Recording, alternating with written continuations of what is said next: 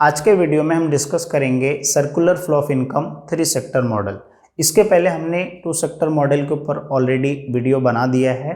अगर आपने वो वीडियो नहीं देखा है तो आप देख लीजिए, क्योंकि 3 सेक्टर मॉडल अगर हमको पढ़ना है सर्कुलर फ्लो ऑफ इनकम का तो हमको 2 सेक्टर मॉडल आना ही चाहिए। अगर आपको 2 सेक्टर मॉडल नहीं समझ में आएगा फिर आप इसको एक्सप्लेन नहीं कर पाओगे, आप इसको नहीं समझ पाओगे। ठीक है, तो आपको वो पढ़ना बहुत ज़रूरी है। तो वो क्या कर लीजिए, आप जाके देख लीजिए। मैं उसका लिंक यहाँ पे देखो आई बटन में आ रहा होगा या तो डिस्क्रिप्शन में मैं दे दूंगा 2 सेक्टर मॉडल का। ठीक है, तो वो आप देख लीजिए, फिर उसके बाद ये कंटिन्यू कीजिए। ठीक है, और जो भी मैं टॉपिक यहाँ पे पढ़ा रहा हूँ इसका नोट्स ऑलरेडी मैंने बना लिया है, उसका भी लिंक मैं वीडियो के नीचे डिस्क्रिप्शन जो दिख रहा है वहाँ पे जो है मैं ऐड कर दूंगा। तो उस पर क्लिक करके आप जाके वहाँ से आप नोट्स भी रेफर कर सकते हैं। ठीक है, और आपसे एक और रिक्वेस्ट है कि जब आप ये लेक्चर्स देख रहे हो तो आप अपने साथ पेन पेंसिल और नोटबुक रख लीजिए। जो भी चीज़ें मैं आपको बता रहा हूँ आप उसको अपने ओन लैंग्वेज में लिख के रखिए। उससे आपके 2 फायदे होंगे। पहली चीज़ है, आपको कंसेप्ट जो है वो क्लियर हो जाएगा और आपको ज़्यादा वक्त तक वो याद रहेगा। दूसरा, आपको जब कहीं पे एक्सप्लेन एग्जाम में लिखना हुआ तो आपको काफ़ी ईजी रहेगा एक्सप्लेन करने के लिए। ठीक है, और किसी को और आपको समझाना तो वो भी आपके लिए ईजी रहेगा। ठीक है, तो चलो 3 सेक्टर मॉडल हम स्टार्ट करते हैं। देखिए 3 सेक्टर मॉडल बोला मतलब 3 सेक्टर्स इसके अंदर आते हैं। ठीक है, तो हमने 2 सेक्टर में क्या पढ़ा था, हाउस होल्ड के बारे में पढ़ लिया था। ठीक है, और फिर उसके बाद फॉर्म के बारे में हमने पढ़ लिया था। अब इसमें तीसरा सेक्टर जो आता है वो होता है गवर्नमेंट का रोल। ठीक है, अब गवर्नमेंट सेक्टर आ जाता है तो बेसिकली वो 3rd सेक्टर है। तो हमने हाउस होल्ड का क्या रोल होता है वो हमने देख लिया, फॉर्म क्या करता है उसका क्या रोल होता है वो हमने पढ़ लिया। अब गवर्नमेंट का क्या रोल होता है वो हम डिस्कस करेंगे। ठीक है, तो उसका मीनिंग डिस्कस करने से पहले हम ये चीज़ देख लेते हैं कि देखिए गवर्नमेंट का जो मेन इफेक्ट होता है इकोनॉमी में वो काफ़ी हद तक जो है इम्पॉर्टेंट होता है। ठीक है, क्यों इम्पॉर्टेंट होता है, जैसे मान लीजिए कि अभी पैंडेमिक सिचुएशन आया। ठीक है, तो उस केस में गवर्नमेंट का पार्टिसिपेशन बहुत ज़रूरी है ताकि हमारी जो इकोनॉमी है उसको थोड़ा सा बूस्ट मिले। ठीक है, क्योंकि पूरी तरीके से जो प्रोडक्शन प्रोसेस है ठप हो गया था, तो उसको वापस से रीस्टार्ट करने के लिए, वापस से इकोनॉमी में नॉर्मलाइज करने के लिए गवर्नमेंट को इन्वेस्टमेंट करना ही पड़ेगा। तो गवर्नमेंट का बहुत इंपॉर्टेंट रोल होता है इकोनॉमी में। ठीक है, जिसको हम लोग इकोनॉमी में बोलते हैं इंजेक्शन। ठीक है, तो गवर्नमेंट इंजेक्ट करता है इन the form of investment, in the form of spending.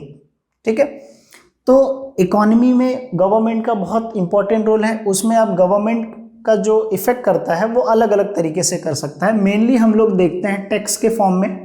जैसे गवर्नमेंट ने टैक्स लगा दिया, जो गवर्नमेंट सेक्टर है, मतलब आपको कपड़े खरीदने पे उस पर भी आपको 5 से 12% तक टैक्स भरने पड़ेंगे। आपको आप शूज़ खरीदोगे उसके ऊपर भी आपको टैक्स भरने पड़ेंगे। उसके बाद स्पेंडिंग, गवर्नमेंट जो स्पेंडिंग करता है एजुकेशन पे, हेल्थ पे, ट्रांसफर पेमेंट पे, पेंशन पे, इंफ्रास्ट्रक्चर्स पे, वो स्पेंडिंग। बोरोइंग, गवर्नमेंट को अगर फाइनेंस चाहिए रहता है तो गवर्नमेंट क्या करता है, कहीं से लोन लेता है, बोरो करता है। ठीक है, तो ये 3 जो टॉपिक है मतलब अलग अलग तरीके से इफेक्ट कर सकता है, बट हम लोग ये 3 तरीके ऊपर जो है 3 वे के ऊपर हम लोग ज़्यादा फोकस करेंगे कि government spending, government tax and government borrowing का। ठीक है, तो समझ में आ रहा है क्लियरली। 3 सेक्टर मॉडल में 3 सेक्टर है, house hold, form and government. Government का क्या इफेक्ट होता है वो चीज़ें मैंने आपको बताया। गवर्नमेंट को टैक्स मिलता है इन the form of revenue, like tax मिलता, रेवेन्यू मिलता है इन the form of tax. Government क्या करता है, उस चीज़ को स्पेंड भी करता है, और फिर गवर्नमेंट को अगर पैसे चाहिए रहता है तो गवर्नमेंट बोरो भी करता है। ठीक है, चलो यहाँ तक आपको समझ में आ गया। ठीक है, अब देखो गवर्नमेंट का इनकम बेसिकली जो होता है वो टैक्स हो गया। गवर्नमेंट का एक्सपेंडिचर मैंने आपको बताया, इंफ्रास्ट्रक्चर्स, मेडिकल, एजुकेशन, ये सब गवर्नमेंट का एक्सपेंडिचर हो गया। गवर्नमेंट बोरो करता है। ये तीनों रोल कब प्ले होगा वो ये डायग्राम के बाद हम इसके ऊपर डिस्कस करेंगे, क्योंकि आपको एक इक्वेशन रहेगा उसको सॉल्व करना है, ये इक्वेशन को। ठीक है, देखो सबसे पहले आपको क्या करना है, ये चीज़ एक्सप्लेन। फर्स्ट आपको ये फोकस करना है हाउस होल्ड क्या करता है, फॉर्म को क्या रोल प्ले करता है फॉर्म के लिए। तो हाउस होल्ड क्या करता है, फैक्टर ऑफ प्रोडक्शन देता है। क्या देता है, फैक्टर ऑफ प्रोडक्शन। मैं यहाँ पे शॉर्ट फॉर्म में लिख रहा हूँ प्रोडक्शन।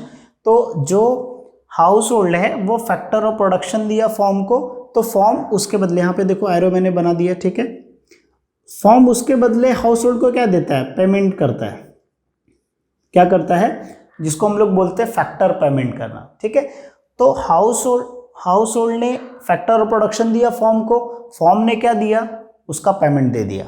अब यहाँ पे क्वेश्चन आएगा सर फैक्टर ऑफ प्रोडक्शन क्या होता है, हमने इसके जो 2 सेक्टर मॉडल था वहाँ पे हमने डिटेल में बताया था, लैंड, लेबर, कैपिटल, एंटरप्रेन्योर, वो क्या होता है factor of production. Without factor of production आप कोई भी गुड्स एंड सर्विसेज प्रोड्यूस नहीं कर सकते हो, without land, labour, capital and entrepreneur, चारों चीजें आपको रिक्वायरमेंट होगी तभी आप कोई भी गुड्स एंड सर्विसेज प्रोड्यूस कर सकते हो, ठीक है। तो factor of production house hold ने दिया और फॉर्म ने क्या उसके बदले कर दिया, उसका पेमेंट कर दिया। जैसे अगर लेबर दे रहा है हाउस होल्ड तो क्या मिलेगा, उसका वेजेस मिल जाएगा, अगर प्लेस दे रहा है तो उसका रेंट मिलेगा, कैपिटल दे रहा है तो उसका इंटरेस्ट मिलेगा, एंटरप्रेन्योरशिप है तो उसका क्या मिलेगा, प्रॉफिट मिलेगा। समझ में आ रही बात, ठीक है। ये हाउस होल्ड का रोल हो गया, ठीक है। अब फॉर्म का रोल क्या होता है, फॉर्म क्या करता है, सबसे पहले उसको जो है जो फैक्टर ऑफ प्रोडक्शन उसका यूज करके क्या करता है, गुड्स एंड सर्विसेज मैन्युफैक्चर करता है। क्या करता है, गुड्स एंड सर्विसेज। अब गुड्स एंड सर्विसेज क्या करता है, प्रोड्यूस करता है। कौन प्रोड्यूस करता है, फॉर्म प्रोड्यूस करता है। क्या प्रोड्यूस करता है, गुड्स एंड सर्विसेज प्रोड्यूस करता है, और वो same goods and services distribute करता है। किसको डिस्ट्रीब्यूट करता है, हाउस होल्ड को। और हाउस होल्ड उसके बदले क्या करता है, ये जो गुड्स एंड सर्विसेज उसको कंज्यूम किया है उसके बदले उसको क्या कर देता है, पेमेंट कर देता है। क्या कर देता है, पेमेंट कर देता है। समझ में आ गया, हाउस होल्ड का रोल क्या, फैक्टर ऑफ प्रोडक्शन, और उसके बदले फॉर्म क्या कर देता है, उसका पेमेंट कर देता है। और फॉर्म क्या करता है, गुड्स एंड सर्विसेज प्रोड्यूस करता है इकोनॉमी में, और वो गुड्स एंड सर्विसेज किसको डिस्ट्रीब्यूट करता है, हाउस होल्ड। और हाउस होल्ड उस गुड्स को कंज्यूम करता है, और उस कंज्यूम जब करता है तो उसके बदले वो क्या करता है, पेमेंट कर देता है। इसके लिए जो गुड्स एंड सर्विसेज जो होता है वो रियल फ्लो होता है, और जो मनी एक्सचेंज हो रहा है वो मनी फ्लो होता है, ठीक है। ये हमने 2 सेक्टर मॉडल में पढ़ा था। अब तीसरा सेक्टर क्या है, तीसरे सेक्टर जो है गवर्नमेंट है। तो जो हाउस होल्ड है वो भी क्या करता है, टैक्स पे करता है, किसको, गवर्नमेंट को, in the form of direct और in the form of indirect, ठीक है। डायरेक्ट टैक्स हो गया भाई, सैलरी भी अर्निंग करता है उसका कुछ रेशो क्या होता है, डायरेक्टली गवर्नमेंट को टैक्स जाता है, ठीक है। दूसरा फॉर्म हो गया कि भाई हम जब कोई गुड्स एंड सर्विसेज खरीदते हैं उसके बदले उसके अंदर कुछ टैक्स इंक्लूड होता है प्राइस के अंदर, तो इनडायरेक्ट टैक्स हो गया।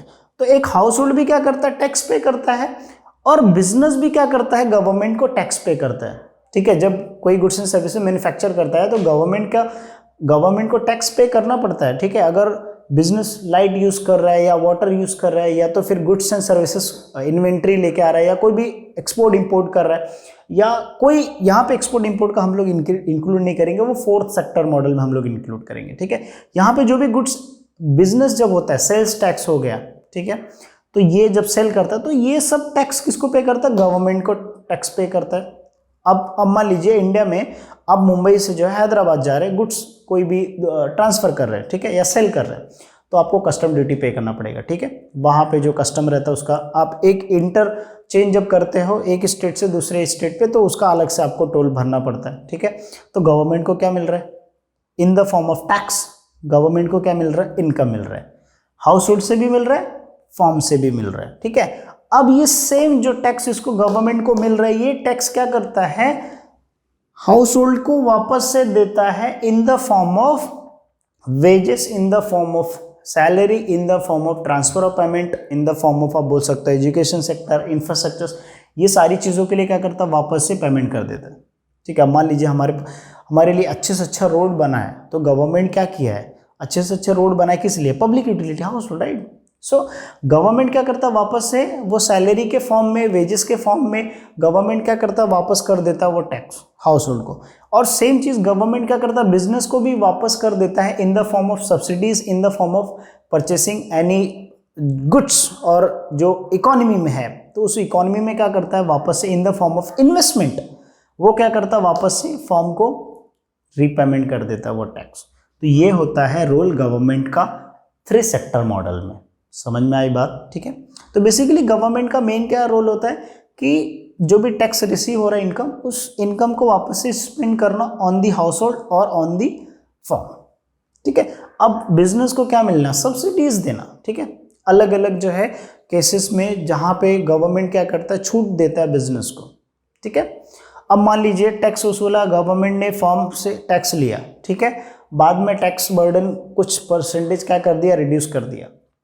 फ्री कर दिया, तो बिजनेस के लिए वो एक अच्छी बात है ना, अच्छी चीज़ है, ठीक है। अब अगर हमको इसको समझना है सिंबॉलिकली, अगर हमको समझना है कि गवर्नमेंट का टोटल एक्सपेंडिचर कितना होता है और टोटल रेवेन्यू कितना होता है, और फिर अगर 3 सेक्टर मॉडल को हमको कंक्लूड करना है तो फिर हम यहाँ पे देखते हैं। देखो टोटल एक्सपेंडिचर जो होता है गवर्नमेंट का वो C+I+G होता है। अब इसका मतलब क्या होता है, C for consumption, I for investment, G for government expenditure, ये गवर्नमेंट का टोटल एक्सपेंडिचर होता है, ठीक है। अगर हम लोग टोटल इनकम की बात करें गवर्नमेंट की, income C for consumption, S for saving and T for tax. तो गवर्नमेंट का जो रेवेन्यू होता है वो C+S+T, क्या फुल फॉर्म होता है, C for consumption, S for saving, T for tax, ये रेवेन्यू हो गया है, ठीक है, इनकम हो गया, ठीक है, गवर्नमेंट का। और गवर्नमेंट का एक्सपेंडिचर कितना है, C+I+G, गवर्नमेंट का expenditure C for consumption, I for investment, G for government expenditure. तो लिंक मैं डिस्क्रिप्शन में दे दूंगा, तो वहाँ पे नोट्स में यहाँ पे मैंने डिटेल में एक्सप्लेन किया, आपको सिर्फ एक्सप्लेन करने के लिए सिंबॉलिकली किस तरीके से, कंक्लूड करने के लिए किस तरीके से आपको समझना है वो मैं आपको एक्सप्लेन कर रहा हूँ, ठीक है।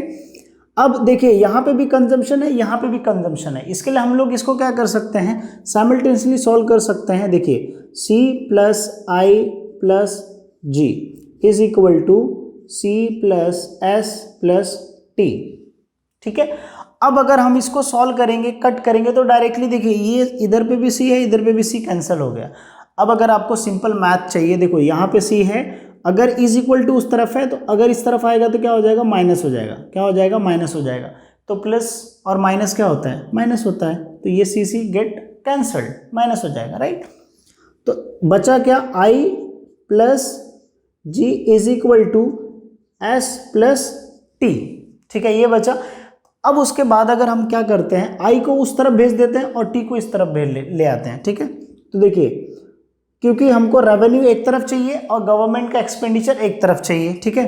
तो गवर्नमेंट, अभी G मैंने यहाँ पे ऐसा लिख दिया, ठीक है, इसको इस साइड लाया तो क्या हो गया, इधर प्लस था तो इज इक्वल टू के साइड आ गया, क्या हो गया, माइनस हो गया, तो ये क्या हो गया, T हो गया, ठीक है। तो G minus T that is government expenditure minus tax, और इस साइड में S था तो यहाँ पे S लिख दिया मैंने, और ये I को उस तरफ ले गया तो क्या हो गया, -I हो गया, दैट इज इन्वेस्टमेंट, ओके। तो ये हमारा इक्वेशन आ गया। तो अब ये इक्वेशन से हमको क्या पता चल रहा है, इस इक्वेशन से हमको ये पता चल रहा है कि अगर गवर्नमेंट का एक्सपेंडिचर ज़्यादा हो गया इनकम से, तो उस केस में गवर्नमेंट क्या करेगा, बोरो करेगा, मतलब डेफिसिट। गवर्नमेंट एक्सपेंडिचर ज़्यादा हो गया इनकम से, मतलब क्या हो गया, डेफिसिट बजट आ गया, क्या हो गया, डेफिसिट बजट हो गया। तो डेफिसिट बजट में क्या होता है, गवर्नमेंट का एक्सपेंडिचर ज़्यादा होता है गवर्नमेंट के इनकम से, तो ये केस में गवर्नमेंट क्या करेगा, बोरो करेगा, क्या करेगा, गवर्नमेंट बोरो करेगा। इसके लिए मैंने आपको यहाँ पे लिख के रखा था, government will borrow that money, इसलिए बिकॉज इनकम नहीं है गवर्नमेंट का, लेकिन जो एक्सपेंडिचर है उसको मैनेज करने के लिए गवर्नमेंट नीड फंड, तो उस टाइम पे क्या करेगा, बोरो करेगा। तो ये इक्वेशन से हमको पता चल रहा है, गवर्नमेंट माइनस टैक्स, अगर पता चला कि गवर्नमेंट का एक्सपेंडिचर ज़्यादा है इनकम से, तो ये केस होगा, डेफिसिट के केस में बोरो करेगा। अगर समझो सिनेरियो कि गवर्नमेंट का एक्सपेंडिचर क्या है, कम है, किससे, गवर्नमेंट के इनकम से, तो ये सिनेरियो में क्या करेगा, गवर्नमेंट बोरो नहीं करेगा, गवर्नमेंट क्या करेगा, इन्वेस्टमेंट करेगा, बिकॉज गवर्नमेंट के पास अगर सरप्लस इनकम है तो वो इनकम क्या करेगा, वापस से वो मार्केट में इन्वेस्टमेंट मारेगा, ठीक है। तो उस केस में क्या हो जाएगा कि इन्वेस्टमेंट हमारा बढ़ जाएगा इकोनॉमी में, और हमारी इकोनॉमी को बूस्ट मिलेगा। तो गवर्नमेंट का पार्टिसिपेशन बहुत इंपॉर्टेंट होता है।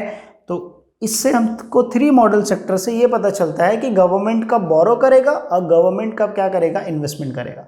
अब गवर्नमेंट अगर बोरो ज़्यादा कर रहा है तो फिर इन्वेस्टमेंट के ऊपर इफेक्ट होगा, इंटरेस्ट के ऊपर भी इफेक्ट होगा। अगर गवर्नमेंट इन्वेस्टमेंट ज़्यादा कर रहा है तो अल्टीमेटली क्या होगा, इकोनॉमी पे इफेक्ट होता है और वो पॉजिटिव इफेक्ट होगा, ठीक है। तो आई एम श्योर आपको ये इक्वेशन किस तरीके से सॉल्व करना वो चीज़ आपको समझ में आ गया, और इससे आपको कंक्लूड कैसे करना है वो भी आपको समझ में आ गया। इसका जो नोट्स है वो उसका लिंक मैं डिस्क्रिप्शन में दे दूंगा, तो आप देख लीजिएगा। आई एम श्योर आपको ये टॉपिक समझा रहेगा। जो नेक्स्ट वीडियो होगा उसमें हम डिस्कस करेंगे 4 सेक्टर मॉडल का आपको ये टॉपिक समझ में आया नहीं आया, जो भी आपके डाउट्स हैं वो कमेंट में ज़रूर बताइएगा, ताकि मैं आगे के जो लेक्चर्स हैं उसमें मैं आपको और अच्छे से प्रोवाइड करूँ, तो ताकि आपको ईजिली से जो है एक्सप्लेनेशन करने में और एग्ज़ाम में लिखने के लिए और आपके जो कंसेप्ट होते हैं वो क्लियर करने में काफ़ी ईजी हो।